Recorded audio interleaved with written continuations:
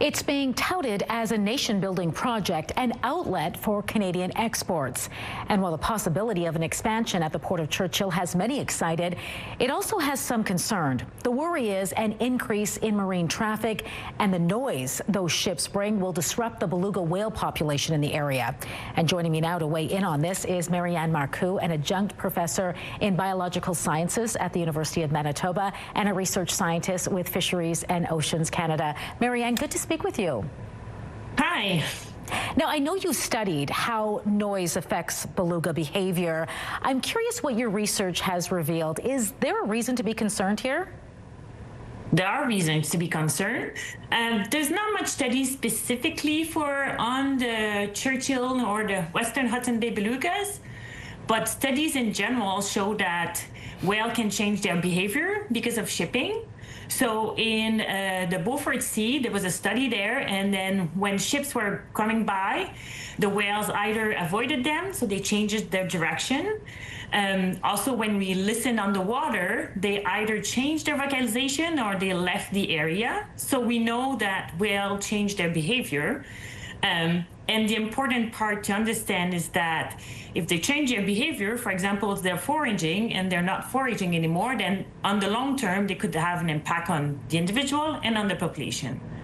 And these concerns extend beyond belugas, right? I mean, there could also be repercussions for whales and northern communities in general. Can you explain? Yeah, well, if the port's open, then there's going to be shipping involved, and so the whales actually follow those Western Hudson Bay belugas in Churchill. They migrate through the Hudson Strait in the winter, which is kind of along the migration path, so they would be followed by the ship year-round. So that's one concern, and the other one is, as you said, the impact of noise. So just increasing the noise in their environment is probably going to disturb the environment, but not just in Churchill, but all around where they are. What is it about belugas and marine mammals in particular that are sensitive to noise for those of us, that don't study them? Yeah, well, as humans, we rely a lot on our sight. So for whales, it's pretty dark underwater and the light doesn't travel as far, so they rely on sound. So you can think of it a bit like a sonar or like bats. So they rely everything. Their world is very sound-based. And so when you add sound to the environment, then they're not able to do their normal function. So they rely on sound to find their food. So it's going to be harder to find their food. They rely on sound to communicate to each other. So it's going to be harder to do that.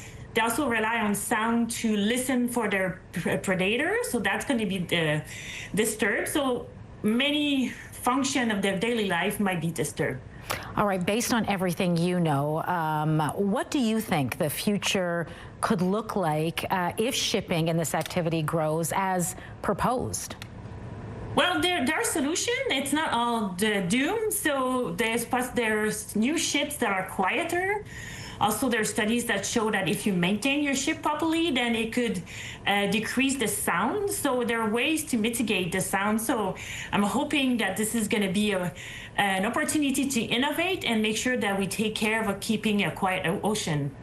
Marienne, I want to thank you for your insight and time tonight. It was great speaking with you. Thank you very much.